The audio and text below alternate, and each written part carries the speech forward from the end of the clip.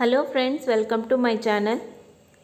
ఈరోజు నేను మీకు పచ్చరటికాయతో వేపుడు ఎలా చేయాలో చూపిస్తాను రండి.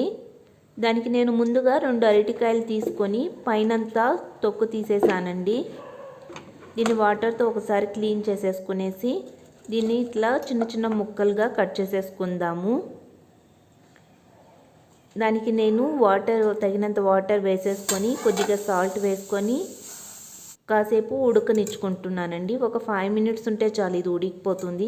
ఇదిగోండి, ఉడికిపోయింది. ఆ తర్వాత వాటర్నంతా స్ట్రెయిన్ చేసేసాను. ఆ తర్వాత కడాయిలోకి ఒక 2 టేబుల్ స్పూన్స్ వరకు ఆయిల్ తీసుకున్నాను. దానికి ఆవాలు 1 స్పూను, ఉద్దిపప్పు 1 స్పూన్ వేసుకునేసి దోరగా అయ్యేంత వరకు వేయించుకుంటున్నానండి. అలాగే కరివేపాకు కూడా తీసుకున్నాను. ఆ తర్వాత ఏది ఉడికించి పెట్టుకున్నామో దాన్ని కడాయిలోకి వేసేసుకునేసి ఆయిల్లో ఒక 2 మినిట్స్ వరకు దీన్ని ఇలా ఫ్రై చేసుకున్నానండి.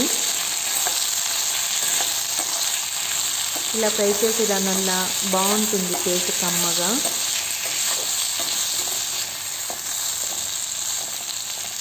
ఇదంతా ఇలాగా వేగిన తర్వాత నేను దీనికి సాల్ట్ కొద్దిగా యాడ్ చేసుకుంటున్నానండి. ఆ తర్వాత గ్రౌండ్నట్ పొడి ముందుగానే నేను కారంతో దీన్ని పొడి చేసి పెట్టుకున్నాను. ఇదిగోండి, నేను మిక్సీకి వేసి పెట్టుకున్నాను రెడీగా. దాన్ని వేసుకునేసి దీన్ని కలిపేసుకుందాము. ఈ శనగగింజల కారం పొడి మీకు పెడతానని చెప్పాను కదా, నేను యూజువల్లీ దీన్ని అన్నిటికీ వాడతానండి. సో దాన్ని కూడా వీడియోస్ తీసి పెడతాను.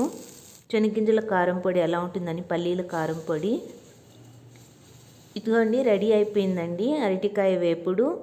అంతేనండి, ఇది అన్నం లేక కానీ లేదంటే చపాతీతో కూడా తీసుకోవచ్చు. చాలా టేస్టీగా ఉంటుంది. మీకు నచ్చినట్లయితే ఒక లైక్ చేయండి.